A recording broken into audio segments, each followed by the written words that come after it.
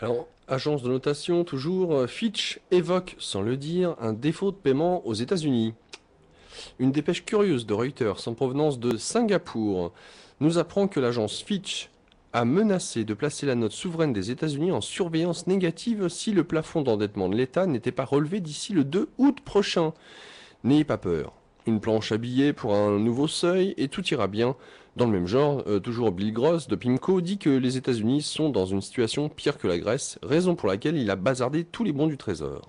Oui, donc il dit que lorsque nous additionnons toutes les échéances auxquelles doivent faire face le Trésor, enfin la Fed, donc ou les États-Unis, l'Amérique est dans une situation bien plus grave que la Grèce et même d'autres pays européens qui sont soi-disant endettés. Voilà.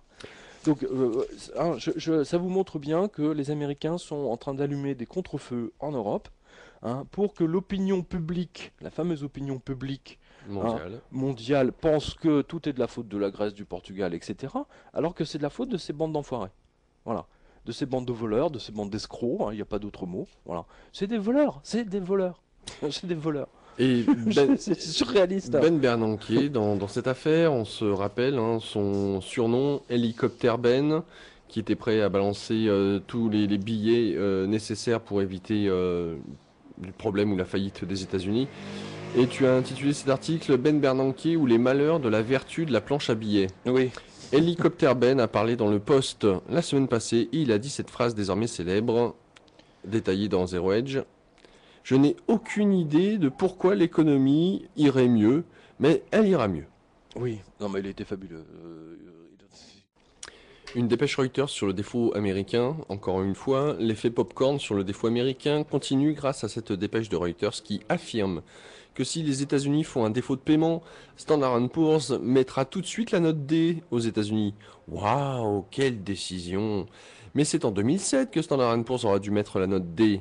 Hein, aux États-Unis. Bah oui. Donc vous avez remarqué, hein, maintenant depuis un mois, on commence de plus en plus à voir des papiers sur le Ah, on défaut de prépare un paiement petit peu. voilà, voilà, sur le défaut de paiement des États-Unis. Voilà. Alors je sais pas quand ça va se passer. N'oubliez pas, ils doivent voter une loi. De toute façon, ils n'ont pas le choix. Ils vont être obligés d'augmenter leur niveau de la dette.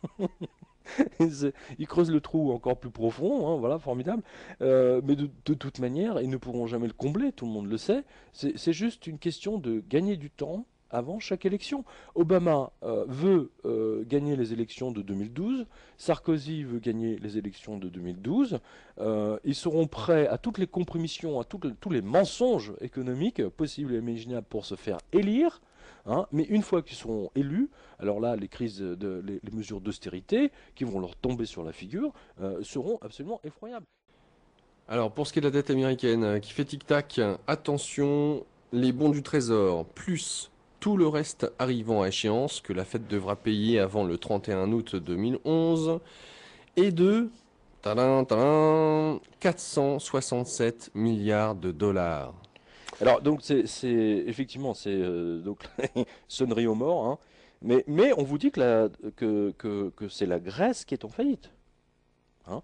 Et Zero Hedge donc écrit en août, Au rien qu'au mois 31 d'août. août. Hein. Voilà, en août, il y a déjà 134,3 milliards de déficit en liquide, en cash, tout de suite là, en caisse, hein, c'est dans la caisse enregistreuse, hein, donc il y a déjà un déficit qui doit être impérativement recouvert par des bons du Trésor, hein, parce que comment dire, la caisse avec la monnaie est vide, hein, donc il faut impérativement faire venir de l'argent.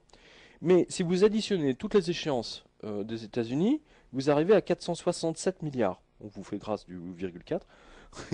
Donc c'est le montant de dette qui arrive à maturité au 31 août. C'est quand même fabuleux ça. Et j'aime bien cette expression en anglais, rolled over, c'est-à-dire qui doit être, comment dire, on doit faire le pont quoi, entre les deux. C'est absolument génial. Sinon, l'Amérique sera en banqueroute dans tous les sens du mot, au sens propre et au sens figuré. Voilà.